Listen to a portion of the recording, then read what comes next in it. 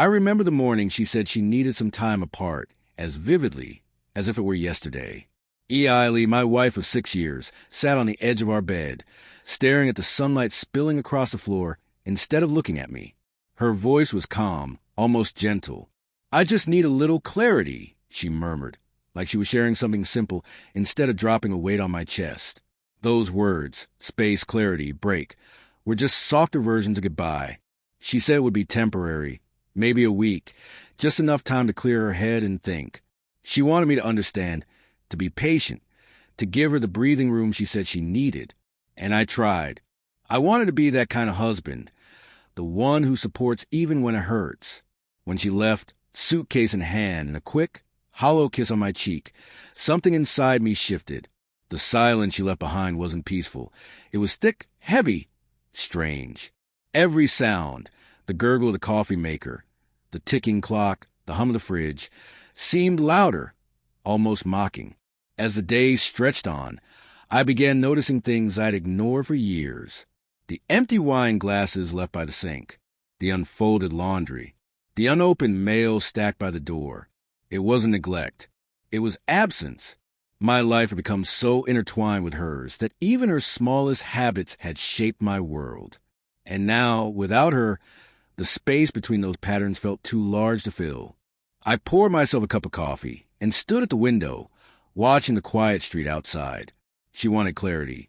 But I wondered, why should her search for peace mean my life had to pause? Why was I waiting for someone who wasn't sure if she wanted to come back? By noon, I had my answer. I packed a small bag, took my keys, and stepped out the door. It wasn't a rash decision. It was the most deliberate thing I'd done in years. Her clarity break had become my permission slip to reclaim the parts of myself I'd put aside for too long.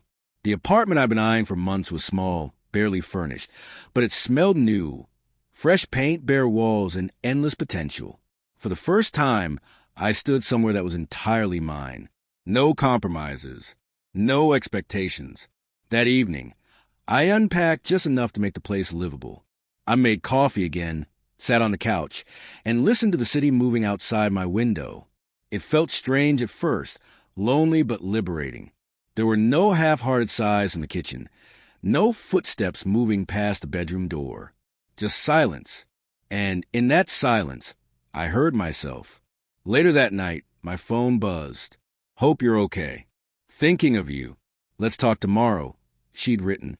My thumb hovered over the screen for a long moment.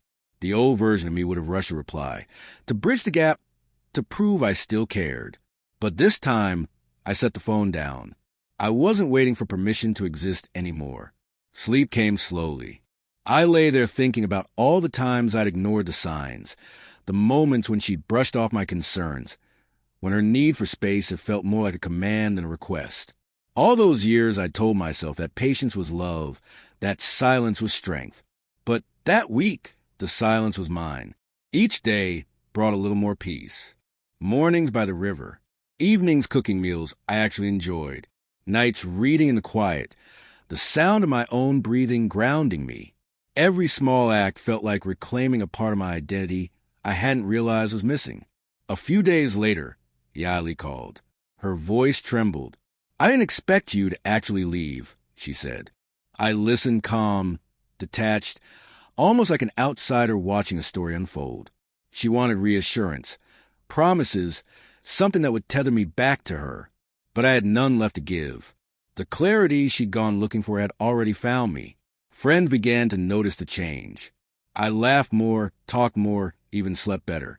The weight that had pressed on me for years had lifted, and I finally recognized my own voice again, the one that used to get drowned out by compromise and carefulness. By the end of that week, she came back. She stood in our home expecting to find the same man she left behind, patient, waiting, hopeful. But what she saw instead was someone different, calm, certain, unmoved.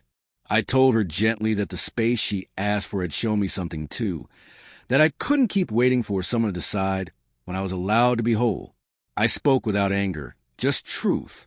She left again that night, her footsteps echoing down the hall. And this time I didn't follow. The house was quiet once more, but it was a different kind of quiet. It belonged to me. That so-called clarity break had been meant to test my patience. Instead, it revealed my strength. I understood then that freedom isn't something others can grant you.